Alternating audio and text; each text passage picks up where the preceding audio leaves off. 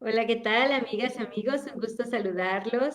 Buenos días, buenas tardes o buenas noches, dependiendo del horario en el que estén sintonizando este programa, este conversatorio académico. La verdad es que nosotros muy contentos de poder iniciar nuestro conversatorio número 134 en este nuevo año que la vida nos permite coincidir, estar juntos una vez más en este nuestro martes en el que hablamos de educación y bueno, deseando para todos y cada uno de ustedes pues un muy feliz año 2025. Saludo con mucho gusto a mis compañeros aquí de batalla, a Luis, a Miguel, a Jan, ¿cómo se encuentran? Deseando también para ustedes un excelente inicio de año. ¿Cómo están?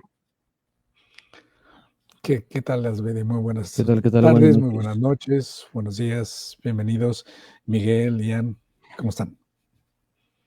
Excelente, gracias.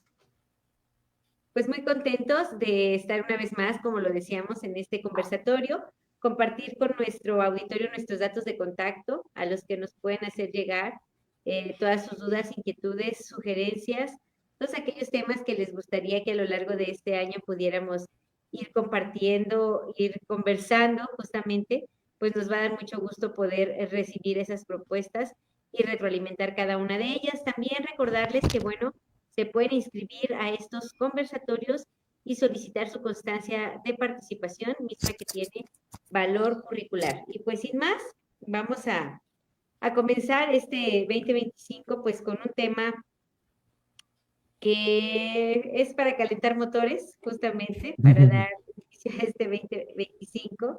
Y lo hemos denominado Bienvenido 2025 en la educación.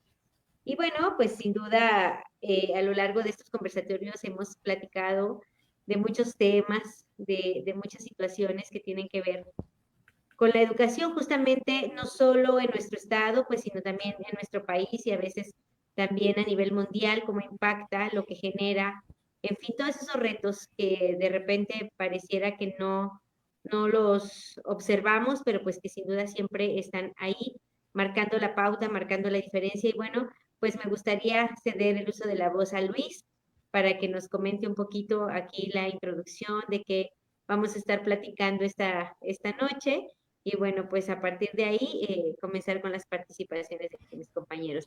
Adelante, Luis, te escuchamos. Gracias, Asbede. Pues, igualmente, pues buenas noches, buenas tardes o buenos días a todos los que nos están viendo. Y pues igual, los mejores deseos para cada familia, para cada uh, gente que nos esté observando por aquí en este conversatorio, pues un abrazo y lo mejor para ellos. Y bueno, pues la intención de este conversatorio es precisamente, tú lo has dicho bien, calentar motores, porque pues la educación es un tema que a lo mejor pues es del común denominador de todo el mundo sabe que hay educación, todo el mundo está pendiente de cuando empiezan los ciclos escolares y estar yendo a la escuela, etcétera, pero ¿cuánto provecho le sacamos a la educación?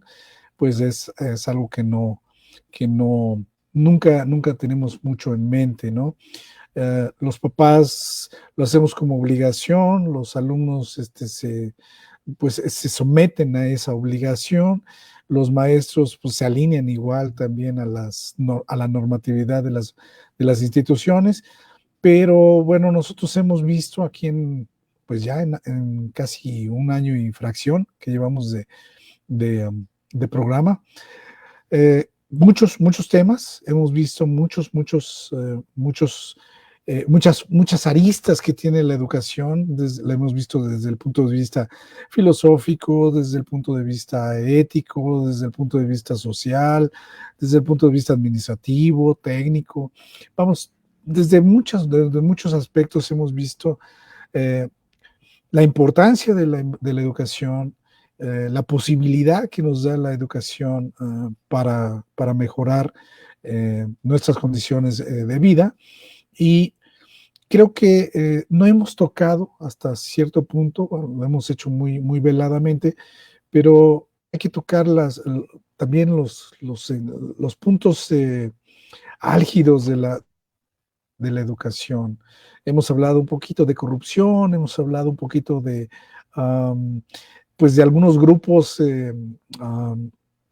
adversos a la idea de la educación, pero bueno, pues a mí hay muchos detalles que también la educación esconde que, que necesitamos adecuar para que sea pura, para que sea limpia, para que sea honesta nuestra, nuestra educación y de cara a lo que se viene.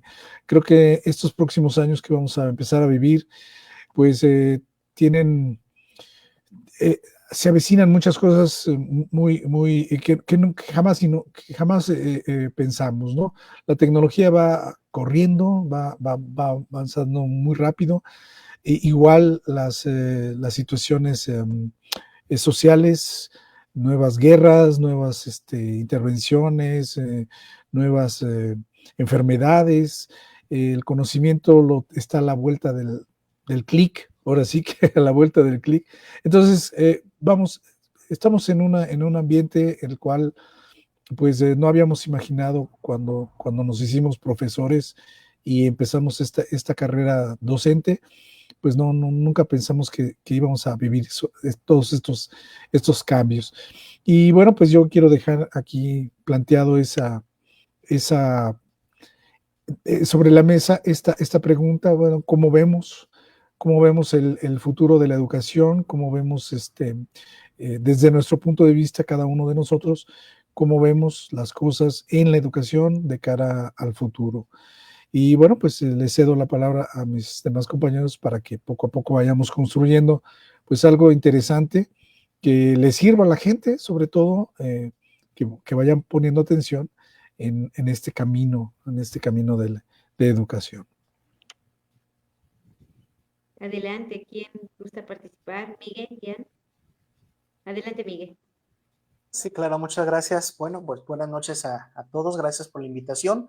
Un placer, como siempre, estar con todos ustedes. Esperemos que algo que podamos desde la intervención filosófica sea pues de aprovecho para todos nosotros.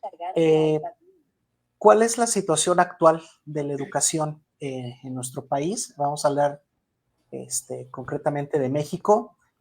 Considero que en la actualidad hay tres enfoques claves que debemos de considerar. Uno es el pensamiento crítico, el segundo es la autocomprensión y por último la adaptación al cambio. Son tres habilidades que debe de formar como característica de la definición de lo que llamamos una persona, no digo profesional, una persona educada, una persona con educación formal, ya sea en niveles medio superior y superior, que es en los que yo me quiero enfocar. Lamentablemente, en la actualidad veo que eso no es realmente en lo que la educación mexicana se enfoca. Noto, por ejemplo, que esto se debe a tres factores que ponen en riesgo alcanzar estos tres objetivos.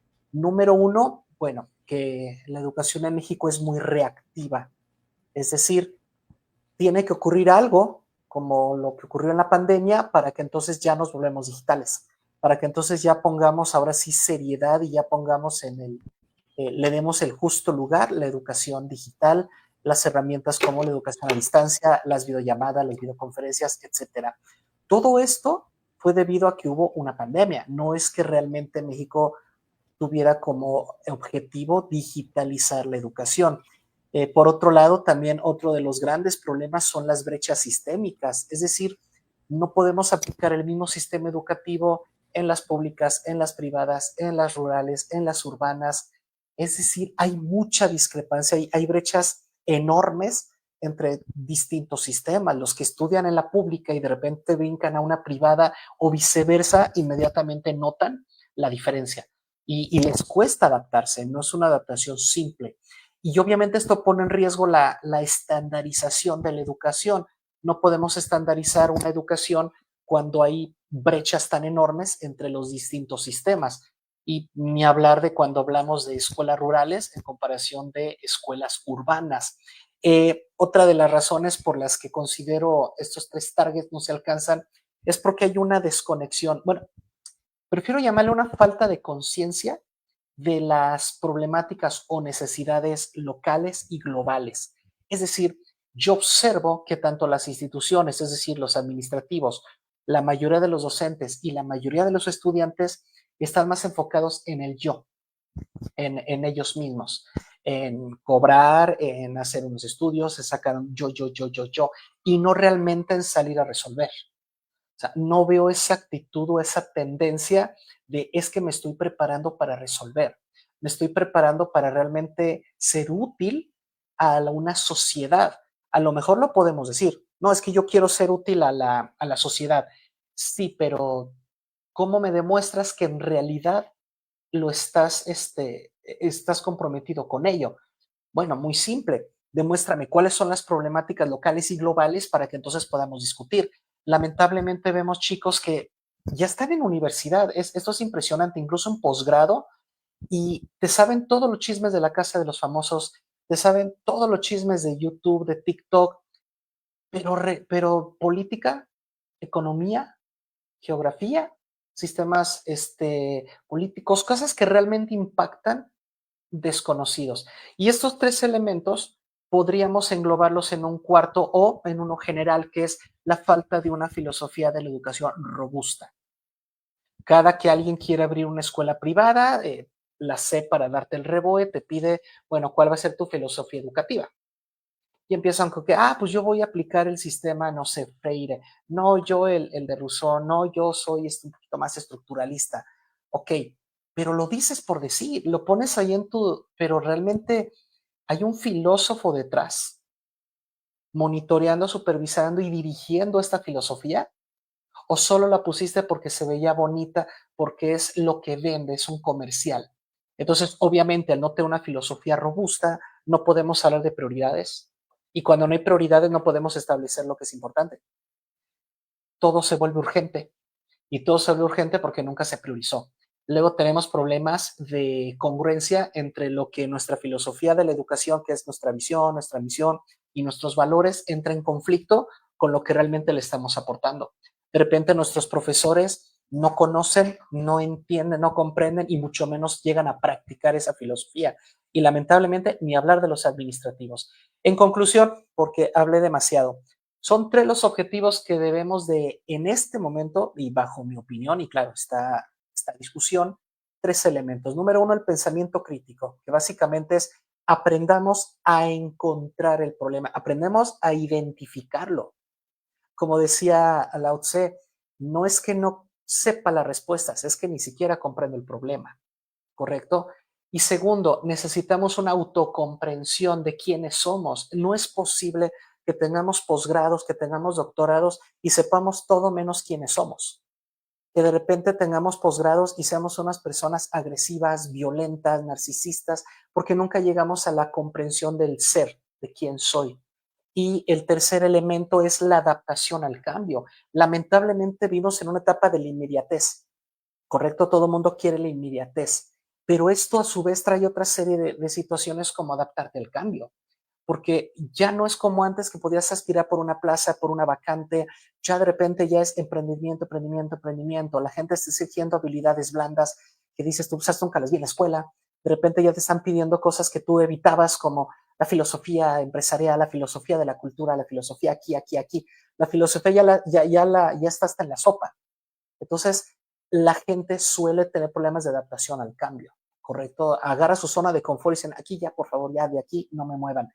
Y mencioné que estos tres targets están en peligro por problemas de las brechas sistémicas educativas, porque, ay, se me fue, si alguien me quiere recordar, por favor, había mencionado, así que no tenemos una clara comprensión de los problemas locales y de los problemas globales y que la educación en México es más reactiva que proactiva. Y todo esto se engloba en la falta de una filosofía robusta. Pues para empezar, no sé qué les parezca esto, yo los escucho con mucho gusto. Muchas gracias, Miguel. Adelante, Jan, te escuchamos. Gracias por cederme la palabra. Buenas noches tengan todos. Ya es extrañado estar aquí en este espacio porque sin duda nos invita a hacer mucha reflexión y es bien interesante lo que comentan porque, digo, aquí en México también tiene otra problemática que tiende mucho a copiar otros modelos. Entonces, ¿qué es lo que sucede? que realmente no tiene un diseño propio, entonces tiende a hacer lo que hace el americano, lo que hace el japonés, lo que hace el europeo, ¿no? Y entonces no tiene una filosofía propia, no tiene un modo de vida propio. Entonces, ahí, y esto al principio a mí me costó entenderlo, pero yo sí me puse a pensar y dije, bueno, ¿cómo esperamos que algo que no es de nuestra cultura funcione en nuestra cultura?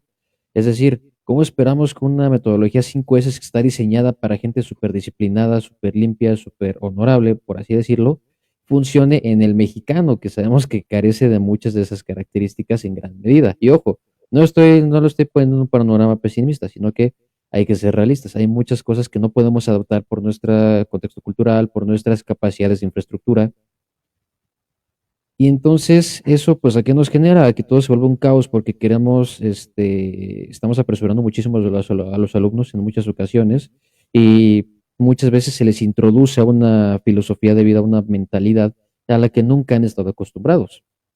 Ya bien lo decía nuestro Miguel, es increíble ver que alumnos de posgrado, se preocupan más por temas un poquito más de farándula que por temas que de verdad importen. Y es algo que, pues lamentablemente se ha dado mucho. Hoy en día se ha perdido muchísima autonomía, ya no hay alumnos autodidactas, es muy raro encontrar a alguien que sea autodidacta y de igual forma también es muy raro encontrar precisamente un pensamiento crítico. Hay muchos que se ponen a leer y ni siquiera están comprendiendo lo que están leyendo. Hay muchos que le están sucediendo las cosas pero ni siquiera saben por qué les pasan las cosas, ¿sí? Entonces es todo un caos, toda una revuelta y pues sí coincido, sí hace falta mucha filosofía, pero también hace falta pues justamente no ese entendimiento sobre las problemáticas, porque también vivimos en una cultura súper resiliente en el mal aspecto de decir, tienes, no sé, tienes depresión, ponte a trabajar y se te va a quitar la depresión. Tienes ansiedad, deja de pensar en eso y no vas a tener ansiedad, ¿no? No tienes dinero, pues ponte a trabajar y ya, ¿no? Pues consigues dinero, ¿no? Este, y finalmente, ¿cómo esperamos tener un verdadero progreso si seguimos atacando ese tipo de problemáticas? Decimos, ay, es que pues, uno como alumno no tiene nada más que hacer más que la responsabilidad de la escuela. No, lamentablemente no estuve en el programa de la promesa educativa, pero algo lo que sí he notado mucho es que la presión sobre los estudiantes ha disminuido, como que dio un pequeño bajoncito, pero hubo un tiempo en el que estuvo demasiado fuerte porque pues precisamente estaba toda esta expectativa, estaba todo este peso en los hombros del estudiante de decir, es que tienes que sacar la familia adelante, es que tienes que ser alguien en la vida, es que si no logras estudiar no vas a tener éxito, si no tienes éxito vas a caer en la pobreza, si caes en la pobreza te vas a morir. Y así se va haciendo la cadenita. Y pues realmente la educación, al menos como yo lo estoy visualizando, como yo lo he visualizado y me he puesto a pensar mucho en esto, pues va enfocada a muchas patologías a nivel psicológico, pues a causa de esto, ¿no? A causa de esta falta de filosofía, a causa de esta falta de entendimiento, ¿no? De qué es lo que está sucediendo. Ahora también mencionaron otro punto bien interesante, que es precisamente, pues eso, ¿no? La falta de interés por temas sociales. Y claro que sí es muy importante eso, ¿no? Eso, aquí en México, pues insisto, ¿no? Nos vamos a copiar los modelos, en este caso se copia mucho el modelo norteamericano de producción en masa, de produce, dejando de lado lo que es el ser humano. Entonces estamos teniendo a mucha gente que es, digo, maestro Luis, no me dejará mentir. ¿Cuál era el pensamiento de antes? Es, creces, estudias tu carrera, te metes a trabajar en una empresa y te quedas ahí unos 30, 40 años hasta que te jubiles y ya. Te casas, tienes tu familia, tienes tus terrenos y ya. Ese es el pensamiento que que se manejaba antes. Ahorita ya no, porque aparte de que los terrenos están carísimos, pues ya como que la gente tiene otro chip. Y ese es el modelo que se estuvo manteniendo y hasta la fecha me parece que se sigue manteniendo en Estados Unidos, de que tú creces, estudias, tienes tu familia, tienes tu auto, tu casa, tu terreno, te metes a trabajar en una empresa, trabajas tanto tiempo hasta que te botan, hasta que ya no puedes trabajar más y listo. Y pues sí, sí coincido en que sí hace falta mucho, pero sí insisto en que llega a ser bastante complicado implementarlo porque es una cultura muy arraigada que se tiene en el país. Yo lo estuve viviendo cuando estaba buscando trabajo en diferentes empresas. Es increíble que, pues obviamente es para un puesto de ingeniería, finalmente. pero aún así traté de aplicar para otros puestos y se preocupan más por lo que les puedes aportar en el sentido de producción, o sea, de que cuánto me vas a producir más, si yo te contrato realmente voy a ver un cambio o no voy a ver un cambio, se preocupan más por eso que por, me vas a ayudar a conseguir certificaciones de salud, de seguridad, de medio ambiente, pues es decir, cuestiones que sí impacten de veras. La única excepción fue en mi último trabajo, que ahí sí, sí estaban buscando ciertas certificaciones, ciertos estándares, y estaba bien bonito, ¿no? Porque realmente así se esforzaban en conseguir el estándar. Pero todo eso, pues efectivamente, ¿no? Viene desde que cómo esperamos realmente generar cambios si no tenemos a mucha población educada. Alguna vez lo comenté en algún conversatorio, yo pensaba, ¿no? Yo era de esos de los que decían, no, es que el pobre es pobre porque quiere pops. Pero realmente ya cuando nos ponemos a analizar desde un punto de vista más, por así decirlo, más realista, no hay tanto acceso a la educación, no hay tanto acceso a múltiple cantidad de recursos que realmente permitan que la población se eduque. Si bien hay muchos datos que pueden arrojar que realmente la población, por más recursos que se le den, no los aprovechan, realmente, o sea, al menos yo sí me pongo a hacer conciencia y a ponerme a pensar y si digo, ¿cuánto de ese recurso realmente es el que está llegando? ¿Cuánto de ese recurso es el que realmente se está aprovechando al 100%? ¿Sí? Porque finalmente México es riquísimo en cultura, riquísimo en grandes mentes, pero realmente ¿cuántas de ellas están sobresaliendo? ¿Cuántas de ellas están realmente haciendo la diferencia? ¿Por qué? Por la falta de recursos, por la falta de vaya, por esta falta de entendimiento de decir, pues es que lo estamos regando, no, no tenemos que enfocar nuestros esfuerzos hacia un sector que realmente no lo está aprovechando. Sí, esto sí va para todos aquellos que no estudian, ni trabajan, ni hacen nada. Porque es bien triste que alumnos de enfermería que se están partiendo el queso, que luego hasta tienen que poner para los utensilios de medicina, no, o sea, no reciben el apoyo. En cambio, alguien que no estudia ni trabaja le está cobrando 4,000, 5,000 pesos al mes. Creo que ahorita ya hasta subió más. Entonces, es bien triste y es muy gris ese panorama, pero finalmente se puede cambiar todo, se puede cambiar.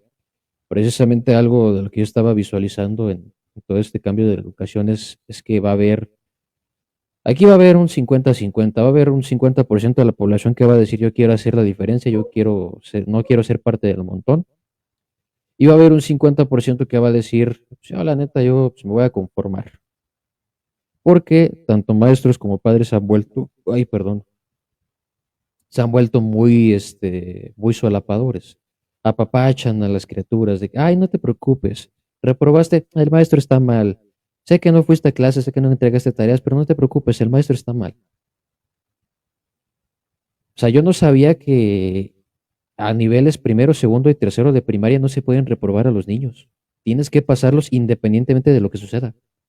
Y eso porque yo lo estaba platicando con mis maestros que me dan clase y me dicen, es que ya no les puedes reprobar. Dije, no manches. ¿Neta? O sea, sí fue una gran sorpresa para mí. Entonces, para mí la educación se va a desvirtuar, de por sí ya está muy desvirtuada, pero se va a desvirtuar bastante. Y ya para no extenderme más, yo visualizo la educación que va a ir más enfocada a temas. Se me fue el término que utilizaba John Dewey.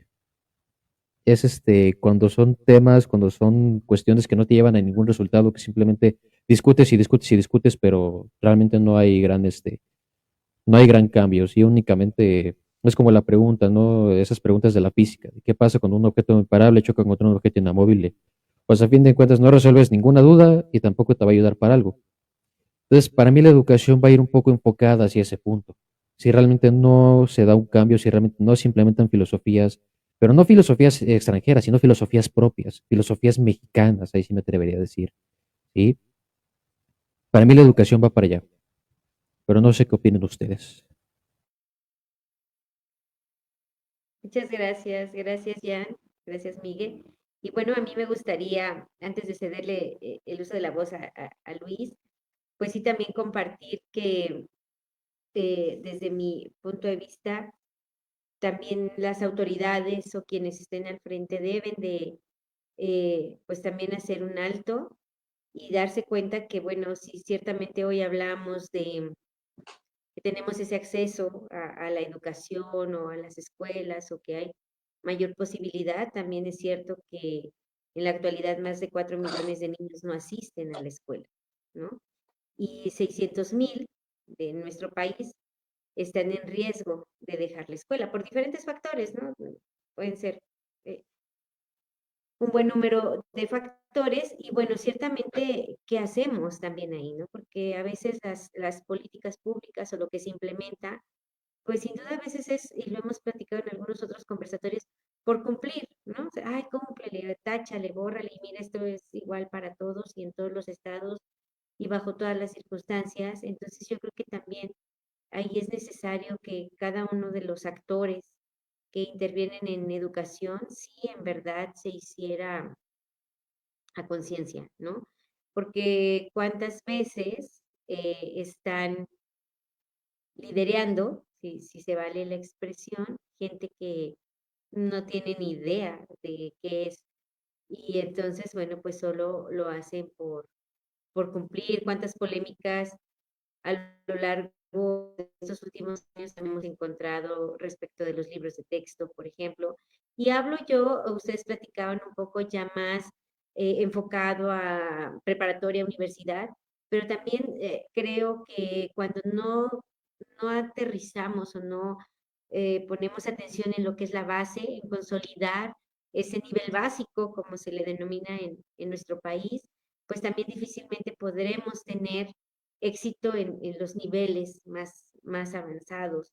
Si el niño, como lo decía Millán, te dicen no lo puedes reprobar, no lo debes reprobar, y creo que no sucede únicamente a nivel básico, o sea, yo he escuchado también a nivel medio superior, chicos de prepa que no los pueden reprobar, ¿no? Y que entonces dicen, o sea, ya el 6 y entonces se vuelve un círculo vicioso porque ya el chico dice, ah, bueno, yo aspiro al 6, ¿no? Yo aspiro a la décima que me falta, yo aspiro a esto y no aspiran, no porque el 10 tenga que ser, wow, a lo que queremos aspirar todos, ¿no? Lo hemos platicado igual en otros conversatorios, por eso yo creo que es importante este con el que arrancamos hoy, porque nos permite justamente hacer como ese resumen, ¿no? Ese entender para poder avanzar que la educación implica demasiados retos, pero también implica la disposición de los actores y una disposición que deba ser franca, real, honesta, porque, insisto, llegan unos y se van otros, o llegamos unos y nos vamos, y sigue, pareciera que sigue lo mismo, ¿no? Lo decía también alguno de mis compañeros, ay, a mí me interesa cobrar mi cheque, ¿no? Cobrar mi catorcena, o a mí me interesa ay, cumplirle a mi papá que ya fui, que cumplí el horario, aunque no ponga la atención debida y porque además no me van a reprobar, ¿no? Entonces, ese tipo de situaciones sí también requieren que nosotros pongamos esa atención, rescatar también el hecho de que en muchos lugares, en muchos estados, pues se siguen teniendo algunas comunidades indígenas, donde también muchos de nuestros jóvenes no hablan más que el dialecto, su lengua originaria, y también eso les limita el acceso a la educación. Pareciera que no, pero estamos como esos casos, ¿no? Donde dicen, no, ¿cómo crees? Ahora ya no se comprometen a las niñas en matrimonio y sabemos que hay localidades en donde niños de 12 las comprometen y las venden, pues perdón por la expresión, las cambian por una vaca o por costales de maíz y uno podría decir, ay, eso no es cierto y es real y lo vivimos en nuestro país. Entonces, igual pasa con la educación, ¿no? Entonces, si nosotros en realidad queremos esta disminución de pobreza, esta atención a la desigualdad que existe, pues sí, los actores, todos, padres de familia, maestros, docentes, el gobierno, ¿no? Que a final de cuentas, también tiene que hacer su parte. Yo lo platicaba en algunos otros conversatorios al iniciar el ciclo escolar, cuánta falta de maestros, en realidad, cuánta falta. Y cuántos maestros queriendo estar frente a grupo. Y que también por las diversas políticas, porque no se puede, porque el otro se fue por no sé qué clave, por no sé qué cosa, y en lo que cubres esa plaza y en lo que descubres la otra, o sea, es que la paga son las criaturas. O sea, ellos al final de cuentas pues ellos nos van a entender si el maestro o la política les permite decir sale este y entra este. Y a veces son de verdad tanta burocracia que dices, es increíble cuando lo que se requiere es que esté algún docente frente a grupo, ¿no? Porque esos niños se están quedando sin clases, sin avanzar, etcétera. Y entonces, en consecuencia, lo decía Miguel, ¿cómo vamos a poder generar condiciones de equidad para un chico que va de una escuela donde tenía clases un día a la semana, con un chico que quizá, bueno, pues aprovechaba más o tenía la posibilidad o la oportunidad de que, bueno, se le diera clase los 5 días de la semana, ¿no? Entonces yo creo que también ahí el reto es fundamental para que nuestro país pudiera generar pues este cambio. Venimos arrastrando tanto rezago que yo creo que también es como la punta del iceberg, ¿no? Ya es el momento en el que ya eso va a generar justamente esa reacción, como lo decía Miguel, ¿no? Es decir, ¿ahora qué? Si tenemos esto aquí enfrente, ¿cómo lo vamos a enfrentar para poder cubrir esas necesidades que tiene el país con toda su versatilidad, ¿no? Con todo lo diferente que somos en cada uno de nuestros estados. No somos los mismos los de Monterrey que los de Chiapas, los de Michoacán que los de Puebla, ¿no? Es distinto. Entonces yo creo que eso también es fundamental, que en el país, que las autoridades también reconozcan la parte y actúen en consecuencia, ¿no? Eso sería mi aportación en esta primera ronda y Luis, te cedo el uso de la... Gracias. Gracias, Asbedi. Y bueno, mira, mencionas bastante bien esta última parte, porque precisamente escuchando a Miguel lo que decía en su intervención, él plantea pues 3 puntos de, de entendimiento que, vamos, 3 puntos que debemos entender todos los actores en el sistema educativo. Yo me quiero referir un poquito al origen de esa problemática. Creo que yo, desde mi punto de vista, este es el producto de la evolución que ha tenido el sistema educativo, más o menos a partir pues, de la década de los 40, por allá, cuando Vasconcelos intentó homogeneizar el sistema. En esa época, el sistema sí llevaba un mismo fin, tanto la educación privada como la educación pública buscaban ir en el mismo sentido. Pero ¿qué ha pasado con el tiempo? Aquí en México, desafortunadamente, por allí en algunos, no, ahorita que estaba yo tratando de recordar algunos de los autores que he leído que hablan sobre México, que critican a la situación mexicana, no recuerdo, pero hay varios autores mencionan que México es un país multicultural, vamos a decir, muy diverso. Si nosotros definitivamente tendríamos que compararnos con otros países como, no sé, los países europeos o los países asiáticos, hay un fenómeno muy interesante que hay que observar. No hay tanta diversidad en esos países. Sí hay, en un país europeo, pues sí hay italianos, franceses, ingleses, todos mezclados, pero al final de cuentas tienen una misma base, casi tienen una misma ideología, que es lo que propone Miguel en todo su sistema, ¿no? Una misma ideología. Pero ¿qué pasa en México? En México hay tanta diversidad y se generó tanta diversidad a partir después, ahora sí que bueno, a partir de la conquista y con el tiempo, hemos tenido mucha diversidad. Yo, por ejemplo, se los ejemplifico a los muchachos en clase con algo como en la política. En la política, en los países europeos o asiáticos, nada más encontramos dos bandos, la izquierda, entre comillas, que es una derecha disfrazada, y la derecha, ¿no? Entonces, sí, nada más tenemos dos partidos. Y por ahí uno de los trabajadores que pues, se orilla según va la tendencia. Pero ¿qué pasa en México? En México tenemos de chile, de dulce, de manteca, de todos los sabores, y tenemos una diversidad, tenemos una polaridad ideológica que no permite precisamente una homogeneización de los sistemas. Vamos, esto crea una infinidad de demagogia, porque la palabra que buscaba acá, Ian, creo yo que es demagogia. La demagogia es prometer algo que pues igual nunca vamos a cumplir, o decir mucho y no cumplir nada, o decir mucho y no querer decir nada, y el sistema educativo está lleno de demagogia. Hay muchas promesas, hay muchos puntos que se ofrecen, pero realmente cuántos se cumplen. No quiero decir que el sistema mexicano sea inútil o sea o esté pues fuera de alcance, ¿no? Al contrario, también hemos tenido muchos buenos profesionistas que se han ajustado al sistema que les ha tocado poder asistir. Pero hay mucho que hacer. Creo que en el sistema educativo hay mucho que hacer. Yo veo muy difícil poder lograr una misma ideología en todo el sistema educativo, por esa polaridad, por esa diversidad de credos, de ideas, de formas de ser. Tú ahorita lo mencionabas bastante bien.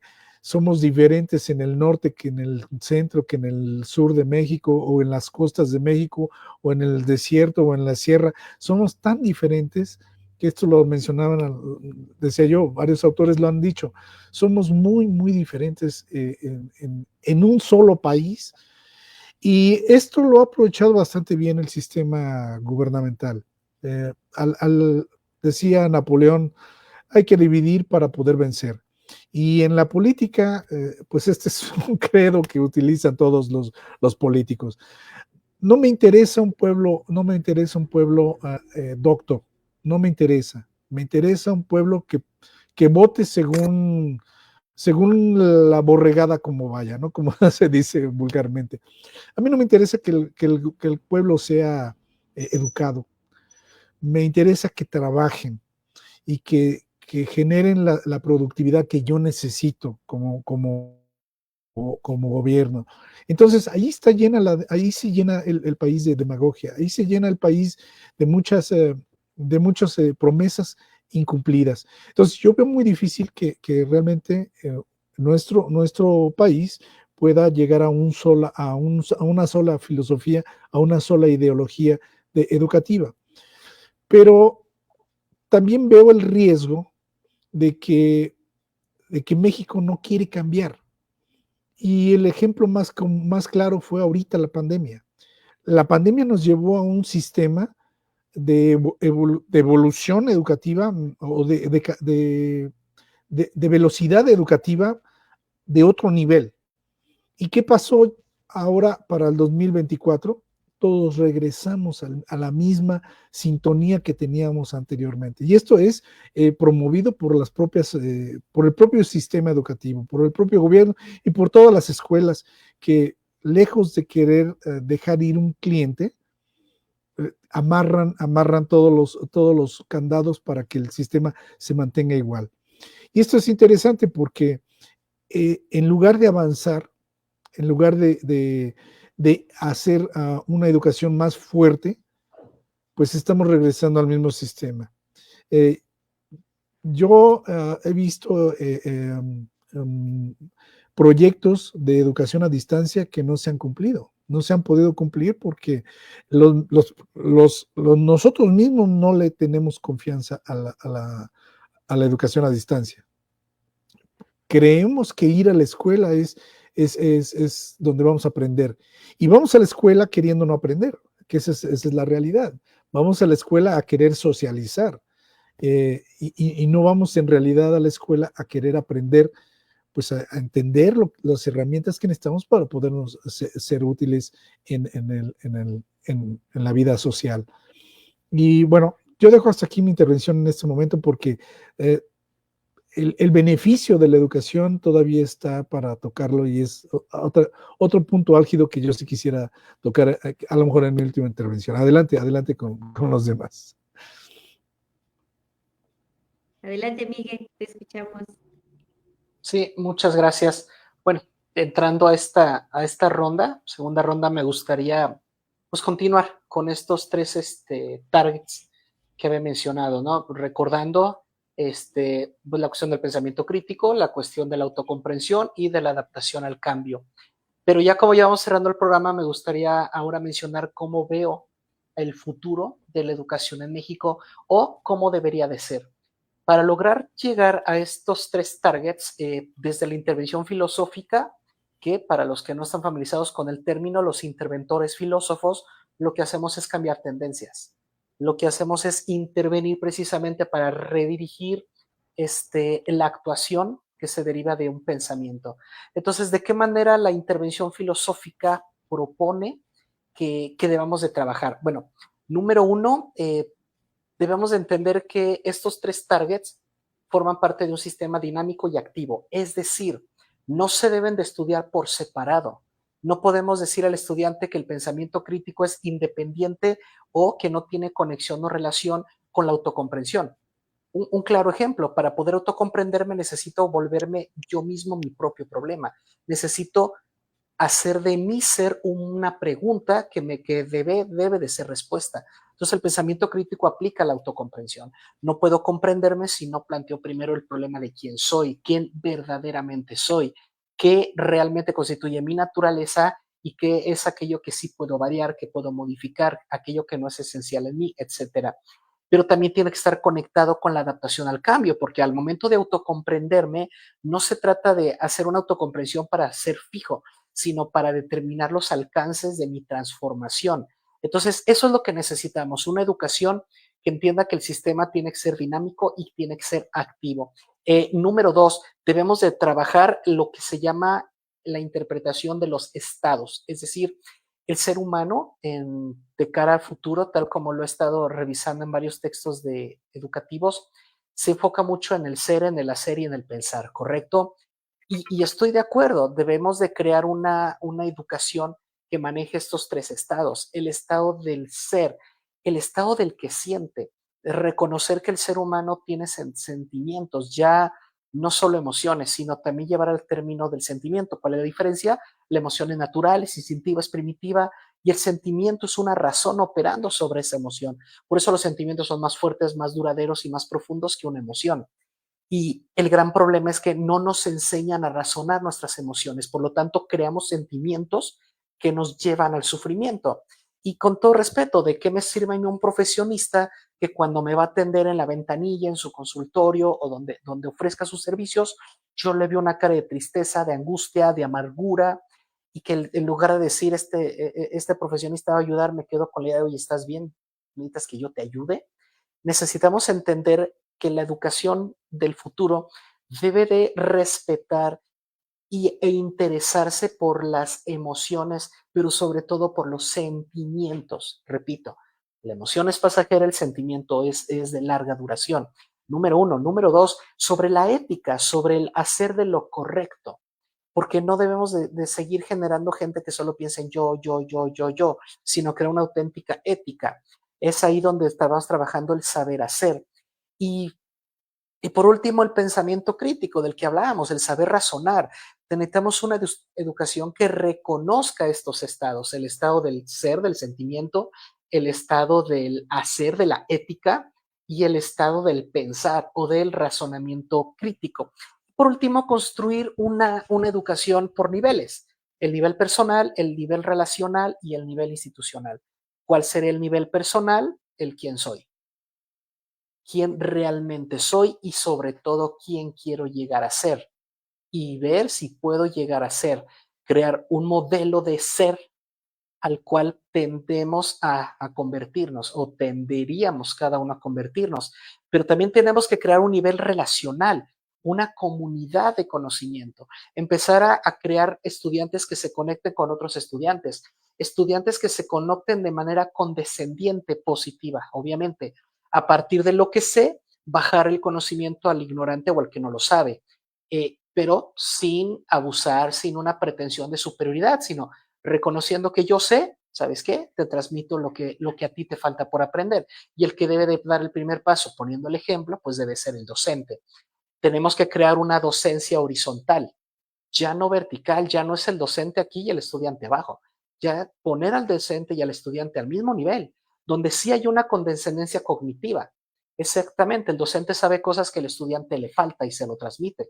Pero eso no significa que el profesor lo sepa todo y el estudiante sabrá cosas que el docente desconoce y entonces se vuelve una sinergia, ¿correcto?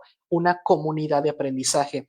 Y por último, bueno, el nivel institucional, donde ya las instituciones, tanto privadas, públicas, rurales, urbanas, entre todos empiezan a construir a este sujeto, a este ser. Y ya para darle la palabra, me gustaría oír su opinión. Estimo que esto es posible, pero necesitamos, repito, fortalecer una filosofía educativa, trabajarla. No estoy completamente casado con la idea de Ian de que tiene que ser mexicana. No es necesario que sea mexicano, pero sí tenemos que adaptarlo a la idiosincrasia mexicana, ¿correcto? No necesitamos un sistema educativo mexicano, podemos tomar sistemas educativos de otros. Lo he dicho en otros conversatorios, es que no hay que cometer errores. Si ya funcionó en un país, pues vamos a estudiarlo, pero vamos a estudiarlo, analizarlo, ver sus características y ver su adaptación a México. Tuvimos varios conversatorios sobre las 5 S. ¿De qué sirvió hablar sobre las 5 S si al final del día vamos a decir, pero no, eso no va a funcionar en México, eso que se lo queden los orientales? Claro que no. Vamos a ver cómo lo podemos modificar para que no pierda su esencia, para que no pierda el sentido del ser, pero obviamente aplicar a México. Y México le dará su toque, le dará su estilo y lo adaptará. Eso es precisamente el tercer target, adaptación al cambio, del que hablábamos hace rato. Y yo calculo, obviamente no puedo, no tengo estadísticas, no me dedico a hacer estadísticas, pero así a bote pronto yo calculo que en 15 o 30 años esto puede ser real y creo que va a empezar en las instituciones privadas. Creo que antes de llegar a las instituciones públicas, va a llegar a las instituciones privadas. Por el tema de la competencia, creo que va a llegar por ahí. Y espero que en unos 50 años ya llegue al sistema público. Y esas mis observaciones de cara al futuro. No sé qué opinen mis compañeros. Muchas gracias, Miguel. Pues bueno, el tiempo va limitándonos un poquito y queremos escuchar a Jan también, para que Luis luego nos compartas lo que nos querías decir antes de cerrar el programa. Adelante, Jan, te escuchamos. Gracias, gracias. Pues sí, justamente sí coincido en esa parte. México es muy renuente al cambio, sí, el mexicano sí llega a ser, me incluyo, también llegamos a ser muy tercos, decir, no, a mí mi sistema me funciona y ahí me voy a quedar, y ya, y no le voy a avanzar. Es lo que me mencionaba un maestro de administración, que me decía, es que es el cambio, la adaptación es como una escalera. Subes, te estabilizas, subes y te estabilizas. Pero hay muchas personas que se estancan y ya no crecen y ya no avanzan más. Entonces, el cambio realmente pues es necesario. Si algo nos ha enseñado la historia de la evolución, es que el cambio es inevitable. Las condiciones de vida van a ser diferentes, los modelos de pensamiento, todo va a ser muy diferente. Entonces, ¿por qué queremos seguir viviendo tiempos contemporáneos con pensamientos de ayer? Es algo que yo siempre he defendido, ¿sí? Y justamente mencioné lo de la filosofía mexicana porque sí me da mucha curiosidad, si dije, ¿sí será necesaria una filosofía meramente mexicana? Y pues escuchándolo, sí estoy viendo que posiblemente no sea como tal 100% mexicana, pero podemos adaptarla, porque efectivamente hay muchas filosofías, metodologías que se han adaptado. Maestro Luis no me dejará mentir. En la administración, pues, prácticamente todas las filosofías son de otros países y se adaptan al contexto cultural y empresarial. Y entonces aquí justamente es donde llego al punto el que estaba comentando tras bambalinas, que es precisamente la educación también va a llegar a un punto en el que el conocimiento ya se va a adquirir de otra manera, ¿sí? Vamos a adquirir conocimiento desde otros métodos, desde otras formas, ahí ni siquiera sé hablar. Este, naturalmente adquirimos conocimientos mediante los sentidos, lo que olemos, vemos, probamos, tocamos, mediante lo que razonamos. Pero entonces se me pone a pensar, ¿habrá alguna otra manera en la que podamos adquirir conocimiento que sea comprobable científicamente? Que no tenga que ver con los sentidos, ojo, vista, oído, olfato, gusto, tacto, etcétera, etcétera. Porque incluso hasta la intuición se llega a considerar un sentido. Y, a ver, tiempo fuera.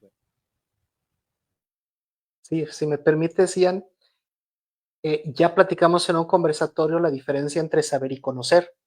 Y a lo que te refieres como algo demostrable científicamente es el saber, pero el conocimiento está por encima del saber, ya que el conocimiento va más allá de la ciencia, va a lo ético, a lo humano. Es decir, el saber explica, pero el conocimiento justifica.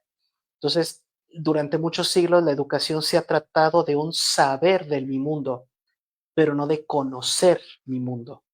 Por eso de repente que ya nos estamos sacando del planeta, que hay problemas, tuvo que surgir la responsabilidad social, tuvieron que surgir filosofías Ujú. ambientales por este tema. Sí, sí. Entonces, no se trata de quedarnos en lo científico, al contrario, Ujú, hay que llegar al conocimiento, al poder justificar aquello que digo saber. Y hay cosas ujú. que la ciencia jamás va a poder conocer. Exacto, y justamente es el punto al que quiero llegar. ¿A qué me refiero con demostrable científicamente? Porque evidentemente si nos vamos a la teología, hay muchísimas religiones que te explican cómo puedes adquirir conocimiento sin siquiera saber, es como lo que mencionaba nuestro conocimiento puro, que ya está haciendo una pequeña remembranza, pues el conocimiento puro es aquel que no requiere ni experiencia y se basa en la razón, etcétera, etcétera. Entonces, si nos vamos a la teología, hay muchas religiones que explican, no, pues es que me lo dijeron, me llegó la imagen místicamente, ¿no? Entonces, esa, pues no estaríamos tan lejos si estamos hablando de que podemos compartirnos cosas vía telepáticamente. El pensamiento, como lo decía la filosofía cuántica, podría llegar a ser una partícula a tal punto que podamos manipularla. Entonces, si nos empezamos a malviajar, o sea, yo sí lo visualizo muy posible que realmente la educación puede realmente alcanzar muchísimos horizontes y muchísimos límites. Hace unos años ni siquiera podíamos hacer esto, ¿no? No podemos tener esta interacción.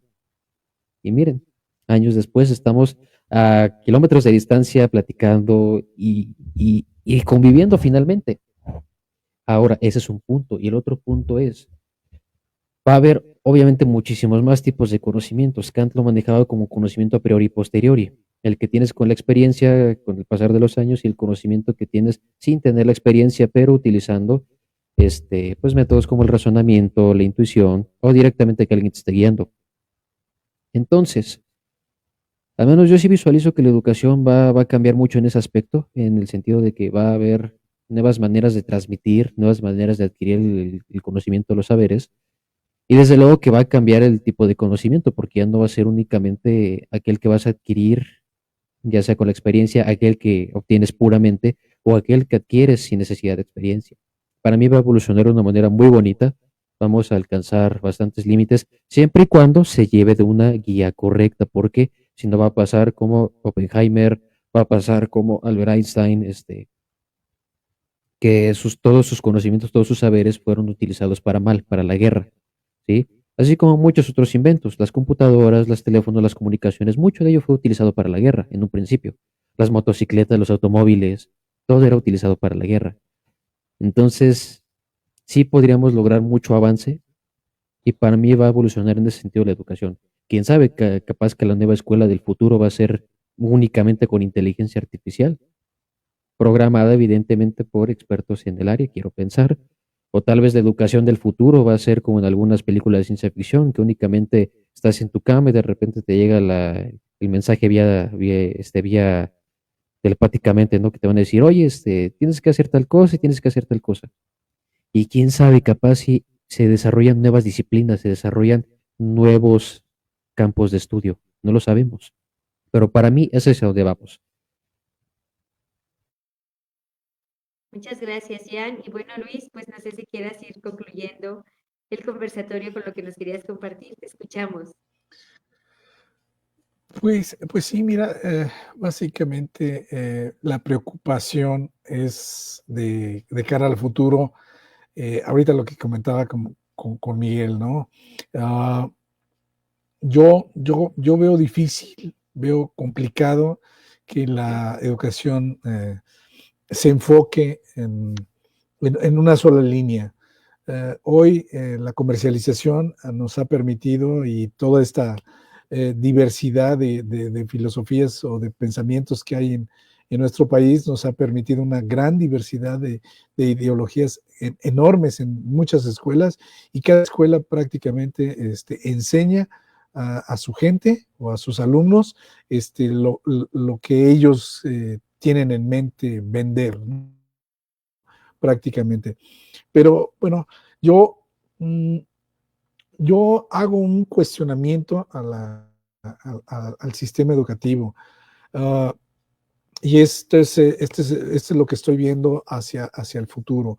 Uh, todo el sistema educativo está olvidando lo que cualquier religión propone. Todas las religiones, hasta donde yo sé, no me, espero me corrija Miguel, pero hasta donde yo conozco de religión, todas las religiones proponen el bien común.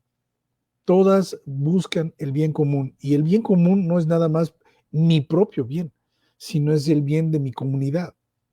Entonces, si la educación en realidad se enfocara en el bien común, entendido como no el bien a toda esa comunidad, entonces yo siento que podríamos alinear el sistema educativo de una manera adecuada, de una manera correcta. Desafortunadamente, cada quien, como hemos venido mencionando en varios conversatorios, pues cada quien vela por su propio santo, como se dice vulgarmente, ¿no?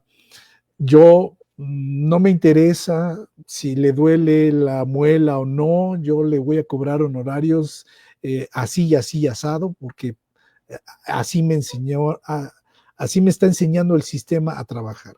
Y entonces no estamos trabajando por el bien común. Entonces, bueno, mientras no orientemos o no tengamos una orientación hacia este bien común, y me extraña porque ahorita decíamos, hay mucha diversidad en México, pero el porcentaje mayor de la población es de tendencia católica. Imagínate, o sea, si en las... no acabo de entender por qué con tanta orientación a ese tipo de pensamiento no podemos pensar en bien común en la educación. Y no nada más la escuela, digo, la filosofía católica, digo, todas las filosofías religiosas piensan en el bien común. Entonces, si realmente buscáramos eso, creo que tendríamos una orientación diferente. Y el sistema educativo, desde que se le dio la idea de hacerlo laico, quiso como que romper. Y hay escuelas que prácticamente rompen totalmente una ideología religiosa. Pero yo creo que la religión no es otra cosa más que un grupo de valores del ser humano, básicamente. Entonces, si nosotros nos orientáramos pues a la esencia de una religión o a los valores precisamente de cualquier tipo de religión, bueno, pues estaríamos orientados un poquito más al humanismo, un poquito más a la conciencia de la asociación, de la sociedad en particular, bueno, en general digo. Bueno, ese es mi punto de vista, ¿no? Digo, yo con esto cierro porque este es un dolor de cabeza que veo en la educación, el que cada quien busca por su lado y no veo ese punto de encuentro entre todo el sistema educativo, ni en ninguno de los niveles, en ninguna de las escuelas, no veo eso, no veo esa comunidad. Muchas gracias, Luis. Pues no sé si alguien más de mis compañeros, Miguel, quieras decir algún comentario final. Estamos a unos segundos de terminar, pero escuchamos. Sí, Adelante. nada más como cierre. Hace siglos, hasta donde sabemos, el maestro era un guía, no un transmisor, era un guía. En algún momento se convirtió en un engranaje pasivo de transmisión y dejó de ser un creador activo de personas. Entonces, cuando en la historia tenemos que regresar al principio, porque proponemos que el docente deje de ser un transmisor y se vuelva otra vez un guía, a eso me refería con horizontalizar la docencia, eso se llama renacimiento. Entonces, ya para cerrar, México no necesita reformas, México necesita renacimiento. Muy bien, gracias. Jan, ¿algo final que quieras compartirnos? Te escuchamos. Gracias, gracias. Pues nada, como siempre, tristemente ya se va a acabar este programa, pero más que nada invitarlos. En este programa sí voy a cambiar un poquito el speech que siempre digo de la autorreflexión, la lectura y la cultivación de nuestro ser. Aquí voy a cambiarle tantito y voy a invitarlos a que sean creativos, a que piensen afuera de la caja. Esto va a sonar mucho de ingeniería, pero créanme que si realmente queremos empezar a generar cambios, debemos de pensar fuera de la caja, debemos dejar de pensar como siempre lo hemos hecho. Si queremos de verdad hacer tener un verdadero renacimiento, tenemos que olvidar muchas cosas que tenemos en el pasado, cosas, pensamientos, situaciones que están completamente mal, que se sabe que están mal fundamentadas, que están mal cimentadas. ¿Sí? Hay que pensar un poquito fuera de la caja. A mí me dio muchísimo coraje, no voy a decir el nombre de mi maestra, pero me dio muchísimo coraje que yo le digo, hace falta un poquito de imaginación para inventar, para innovar, para crear, para formular, incluso hasta en cuestiones sociales. Hace falta un poquito de imaginación para poder visualizar las problemáticas desde perspectivas que a lo mejor ni siquiera te habías tomado en consideración y dices, chancos, pues aquí está la respuesta.